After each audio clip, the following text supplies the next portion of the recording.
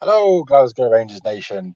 This is your host, Owen, guys, speaking to you as I'm out and about again, so away from my computer equipment. But as always, committed to bring you the latest news whenever it comes out, bring you all the latest stories, bring you your team every day, as I've said on numerous occasions, guys. And if you want your team every day, there's only one way to guarantee it. Hit that sub, ring that notification bell. And if you give the video a like, it does help out. Well, as it said on the opening slide of this video, is Jack Butland too expensive for Rangers? It certainly appears that could be the case at present. Now, reading reports online today on a number of websites and also a number of English newspapers, it does appear that Butland could well be priced out of a move to Rangers. Now, a few months, a few weeks ago, certainly last month, it seemed like it was a done deal and Butland would be coming to Rangers. However, Jack Butland is on £35,000 a week at Crystal Palace. Well, at Manchester United, technically now, but he is owned by Crystal Palace still. If he was to move to Rangers and be paid £35,000 a week, that would certainly make him one of the club's very highest earners. And given the fact that Rangers have a limited budget reportedly this summer, do they really want to commit that much capital to Butland? Now, you may say, well, 35 grand a week's not too much to pay for a top class goalkeeper. You may also say that, well, we don't have to pay a transfer fee. However, one thing that seems to be forgotten when it comes to a player being on a free is the fact that a lot of agents of players who are out of contract then demand a large upfront signing on fee from the club that is signing the free agent player.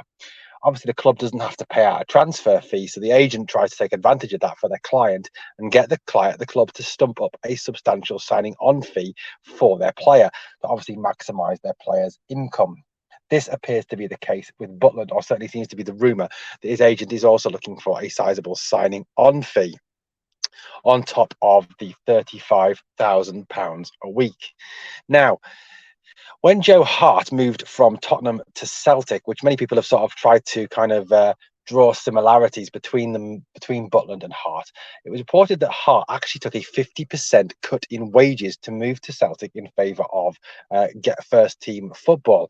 Now, obviously, I think this would be something Rangers would be trying to offer Butland if they were not prepared to offer him £35,000 a week. That they could say, well, you are obviously guaranteed first team football here, having played only a handful of games in the last couple of years in the Premier League.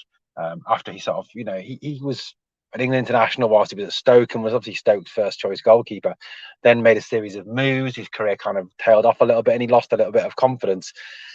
At Palace, he hasn't really made any, hasn't pulled up any trees. And obviously, as well, he went to Manchester United, but as David De Gea's backup.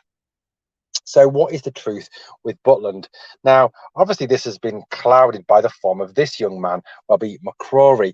Many Rangers fans feel that we don't need a goalkeeper like Butland. The fact that we've obviously got Robbie McCrory is more than enough, and that McCrory could well be the number one next season. And the acquisition of Butland is not needed, especially if he is on high wages.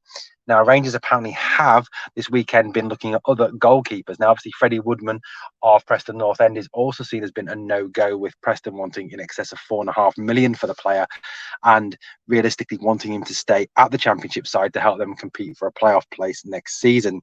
Apparently, they did have Fortuna Sittard. I think that's the club I think he plays for. Ivan Pandor watched at the weekend, a goalkeeper.